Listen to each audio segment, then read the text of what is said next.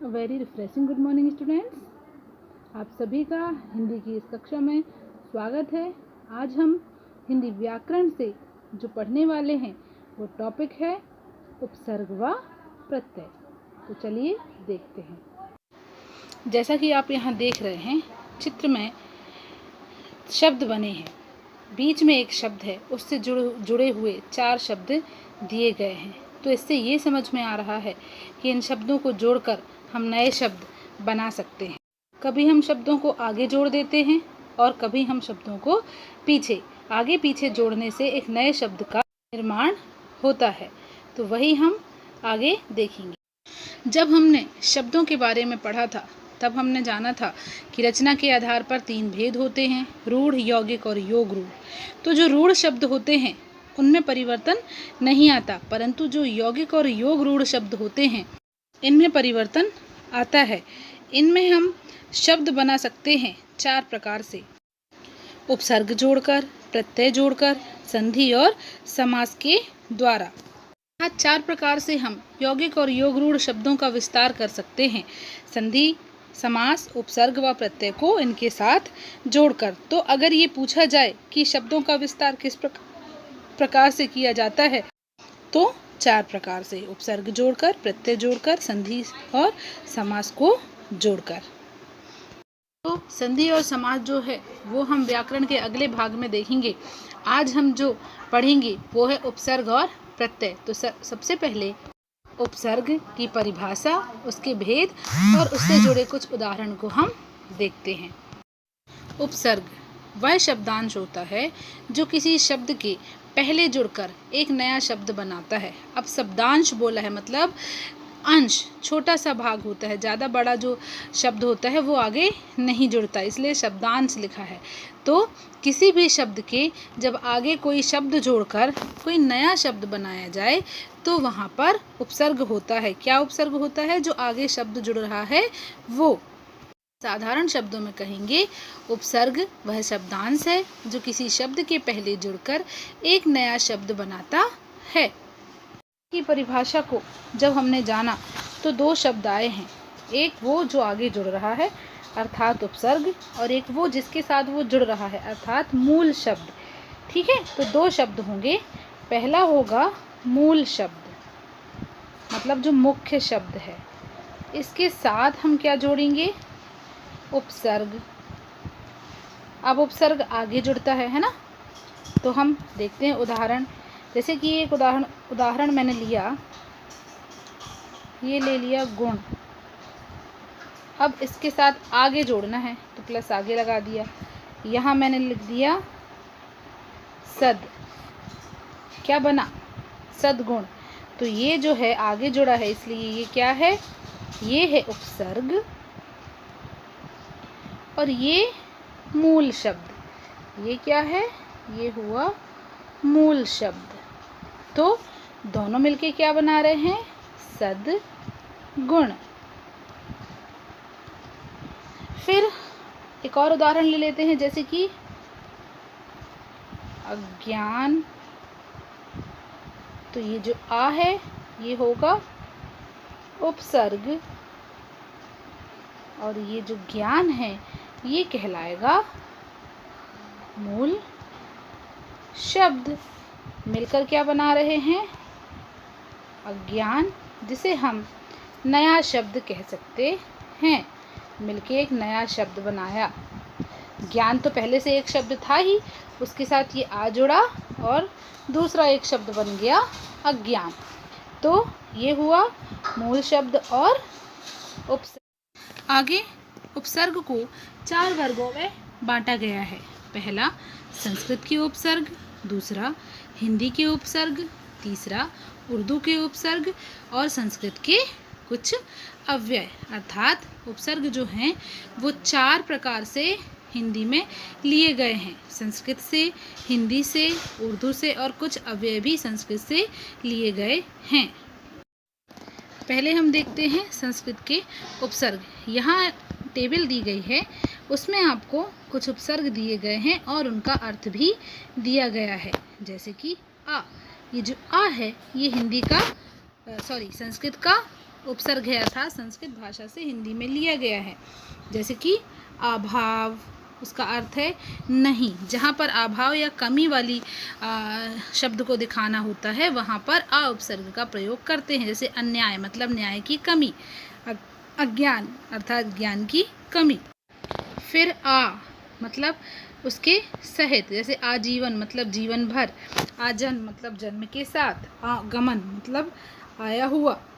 तो इस प्रकार आ का अर्थ, तो सभी उपसर्गों के अर्थ भी दिए गए हैं साथ में।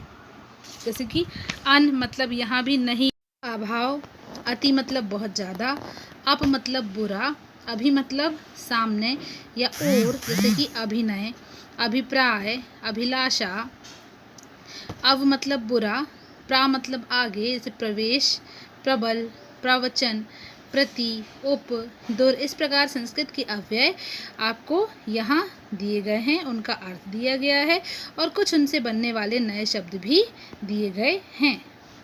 उसके बाद ये हिंदी के उपसर्ग दिए हैं। यहाँ भी उपसर्ग, फिर उनका अर्थ, फिर उनसे बनने वाले नए शब्द दिए हैं। जैसे कि अध मतलब आधा, अध पका मतलब आधा पका हुआ, अध खिला मतलब आधा खिला हुआ, अध जला मतलब आधा जला हुआ। फिर औ मतलब हीन, अवगुण, अवघट, अवतार। फिर कु मतलब बुरा, कुपुत्र, कुरूप मतलब बुरा पुत्र, बुरा रूप, कुकर्म मतलब बुरा कर्म, है ना। फिर सु मतलब अच्छा, सुपुत्र, सुरूप, सुदिन, सुलभ। फिर सा मतलब सहित, सतूप, सपरिवार, सफल। दु मतलब बुरा, तो दुगुना।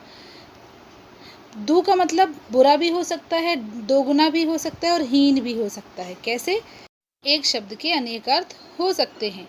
फिर ची मतलब चौ मतलब चार, चौराहा, चौमुखा, चौपाल, चौमासा अर्थात चार राहों वाला, चार मुखों वाला, चार पाल और चार माह। इस प्रकार ये हुए हिंदी के कुछ उपसर्ग जो कि शब्द रचना के साथ आपको दिखाए जा रहे हैं। फिर आगे हैं उर्दू भाषा के उपसर्ग, अर्थात ये उर्दू भाषा से हिंदी में आए हैं। यहाँ भी अर्थ के साथ, उनकी शब्द रचना के साथ उपसर्ग दिए गए हैं। जैसे बे मतलब बिना, बेइज्जत मतलब बिना इज्जत के, बेकाबू मतलब बिना कंट्रोल या काबू में, बेगुनाह। फिर है बद मतलब बुरा, ला मतलब अभाव, जैसे लाइलाज, लापता, लापरवाह। फिर है ना, नहीं, बा के साथ, जैसे बाकायदा, बाअदब मतलब अदब के साथ। फिर है हम, हर, बिला, बा, एन, गैर, खुश। तो ये कुछ उर्दू के उपसर्ग हैं जो उनके अर्थ के साथ और शब्द रचना के साथ यहाँ दिए गए हैं। फिर है संस्कृत के अव्यय। अव्यय का अर्थ होता है जो बदले ना, है ना। तो ये जो उपसर्ग हैं ये बिल्कुल एक से ही रहते हैं, जैसे अंतः, अंतर, अधः, बाहिर, सत। तो ये संस्कृत से आए हैं, इनका भी अर्थ दिया गया है और उनसे बनने वाले शब्द भी दिए गए हैं। जैसे अंतः मतलब भीतरी, जैसे कि अंतःकरण मतलब मन के अंदर, अंतर आत्मा, आत्मा के अंदर। फिर है अंतर मतलब ये भीतर है, अंतर मन, मन के अंदर। फिर अधः मतलब नीचे, तो अधोगति मतलब नीचे की गति, अधिमुखी मतलब नीचे मुख वाला या अधोमुखी। इसी प्रकार बाहिर अर्थात बाहर, सत अर्थात सच्चा, है ना। तो यहाँ पर संस्कृत के कुछ अव्यय हैं, उनके अर्थ हैं, उनसे जुड़े हुए शब्द रचना हैं और भी आपकी पाठ्य पुस्तक में डिटेल में दिए गए हैं। यहाँ मैंने कुछ उदाहरण स्वरूप लिए हैं।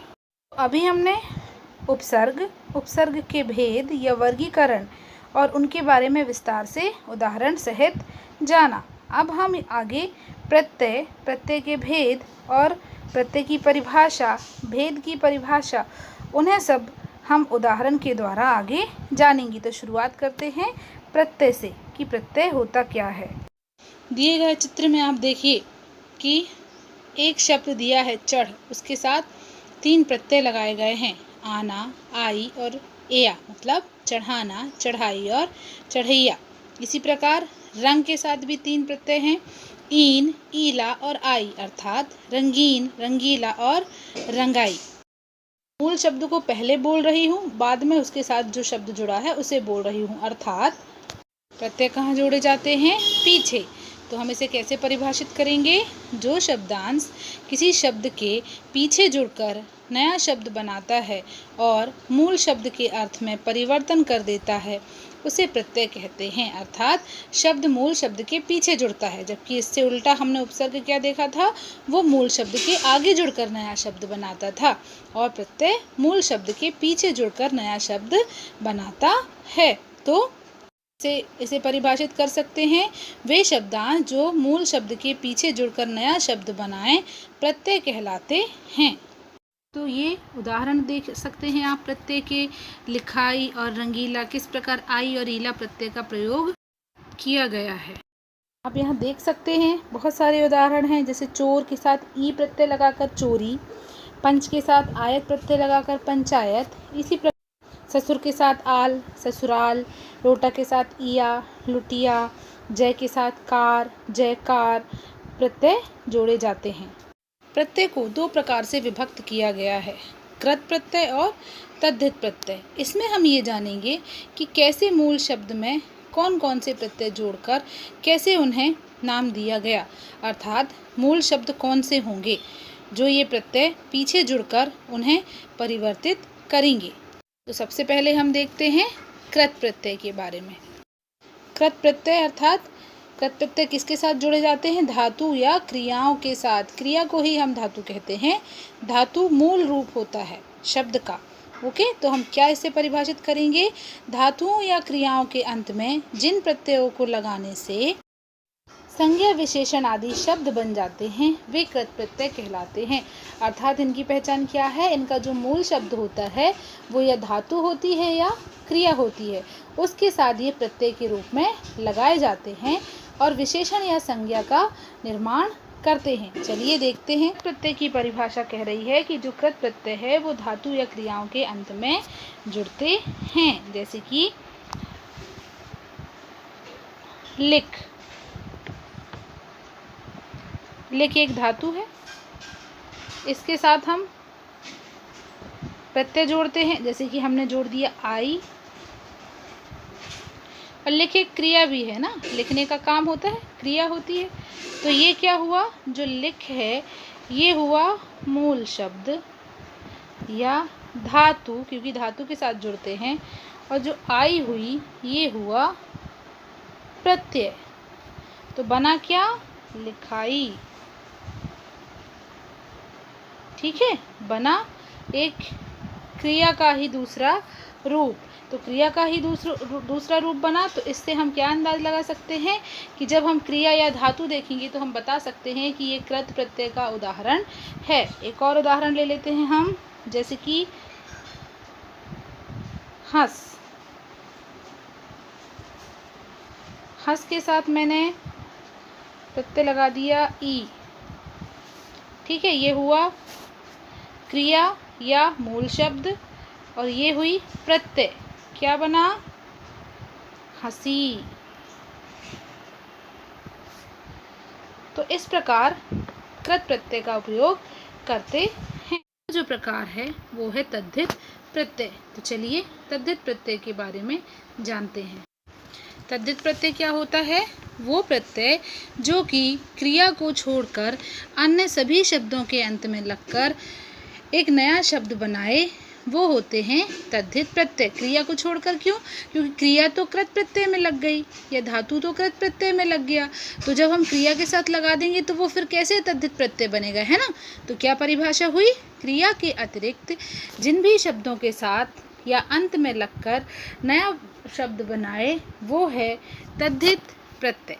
तद्धित प्रत्यय क्रिया को छोड़कर अन्य सभी शब्दों के अंत में लगता है, वो होता है। तद्धित प्रत्यय के उदाहरण देना तो और भी सरल है। क्यों? क्योंकि हमें ये नहीं सोचना पड़ेगा कि ये धातु ही है या क्रिया ही है या नहीं। पर हाँ, ये ध्यान में रखना होगा कि कहीं ये धातु या क्रिया तो नहीं है। जैसे कि मैंने लिखा नरम, तो ना ये धातु है ना ही क्रिया है।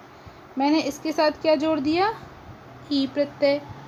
ठीक है, तो ये देखो, ये जो ई है ये हमने कृत प्रत्यय में भी लगाया था पर यहाँ पर जो थी वो धातु थी। अब ये धातु नहीं है, इसलिए ये तद्धित प्रत्यय बन गई।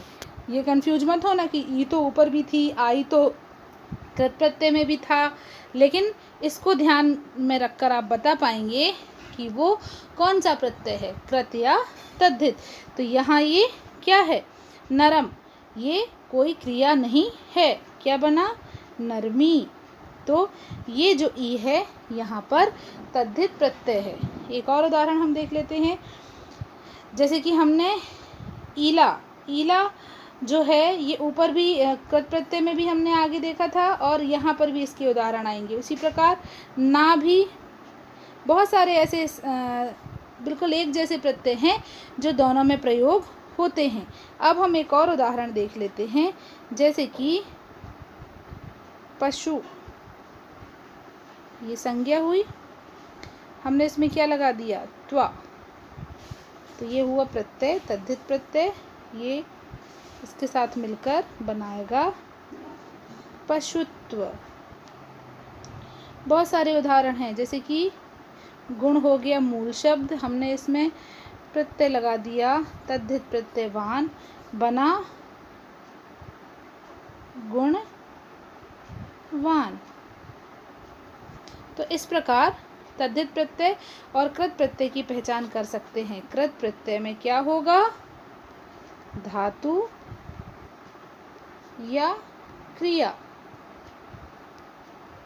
जबकि तद्धित प्रत्यय में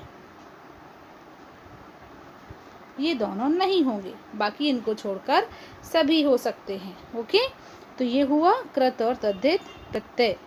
आगे कुछ ऐसे शब्दों को देखेंगे जिनके साथ उपसर्ग व प्रत्यय दोनों जोड़े जाते हैं और एक नया शब्द बनाया जाता है, अर्थात एक मूल शब्द और उसी मूल शब्द के साथ हम उपसर्ग भी जोड़ सकते हैं, उसी मूल शब्द के साथ हम प्रत्यय भी जोड़ सकते हैं और एक साथ जोड़ने पर एक नया शब्द रूप या नया शब्द तैयार कर सकते हैं। तो हम देखते हैं कैसे। मैंने अभी अभी कहा कुछ मूल शब्द ऐसे होते हैं जो कि आगे उपसर्ग भी जोड़ सकते हैं और पीछे प्रत्यय भी, आगे उपसर्ग भी जोड़ेंगे और पीछे प्रत्यय भी, और तीनों को मिलके एक नया शब्द बनेगा। अभी तक हमने उपसर्ग का अलग उदाहरण देखा था, प्रत्यय का अलग, अब हम एक साथ देखेंगे। जैसे कि मैंने मूल शब्द लिया एक, इसके आगे आ प्रत्यय जोड़ दिया, या सॉरी अन जोड़ दिया, तो ये अगर हम इन दोनों को मिलाएंगे तो अनेक हो जाएगा। इसके साथ मैंने ता प्रत्यय लगा दिया तो क्या हो जाएगा, अनेकता। मतलब एक मूल शब्द, उपसर्ग भी जोड़ा और प्रत्यय भी जोड़ा। इसी प्रकार मैंने मूल शब्द ले लिया नाम, आगे उर्दू का ये उपसर्ग जोड़ दिया बद, और पीछे प्रत्यय जोड़ दिया ई, तीनों को मिला के क्या बनेगा, बदनामी।